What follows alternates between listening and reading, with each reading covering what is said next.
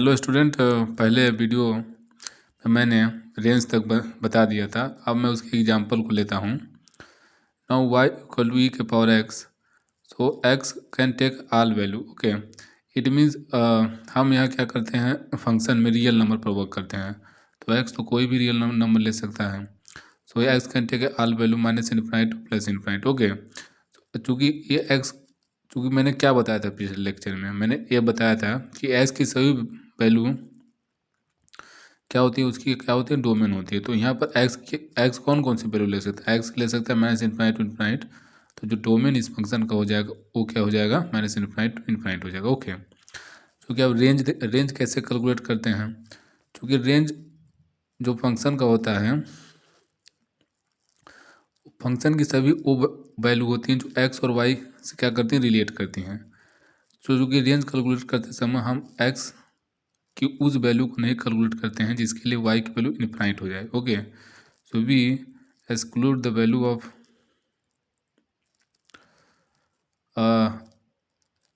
x where y gets to infinite. Okay, so हम चूँकि हम जब यहाँ पर सभी वैल्यू रखेंगे,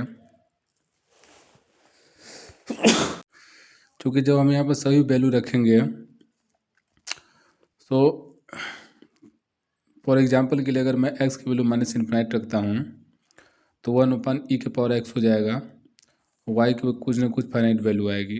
ओके, इनफाइनाइट y की वैल्यू क्या आ जाएगी, 0 आ जाएगी। ओके, अगर मैं प्लस इनफाइनाइट रखता हूँ तो y की वैल्यू इनफाइनाइट आ जाएगी। तो मुझे ऐसी कोई x की वैल्यू नहीं मिल रही है जिसके लिए y की वैल्यू क्या चल जाए, इनफाइनाइट चल जाए। ठीक है ना,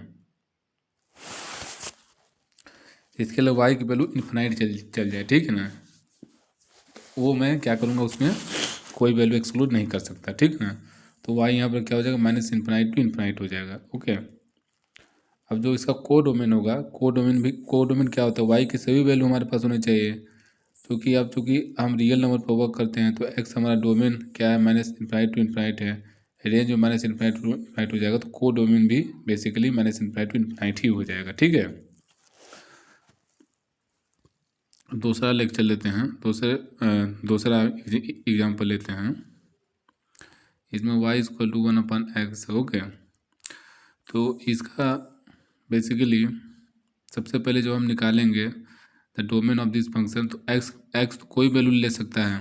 तो एक्स अगर कोई वैल्यू लेगा तो इसका जो डोमेन हो जाएगा minus infinite to plus infinite होगा। ओके, क्योंकि देखो यहाँ पर वाई जब रेंज निकालेंगे तो रेंज के लिए हम एक्स की वैल्यू जब हम 0 रखेंगे तो वाई की वैल्यू क्या आ जाएगी, इनफाइनाइट आ जाएगी।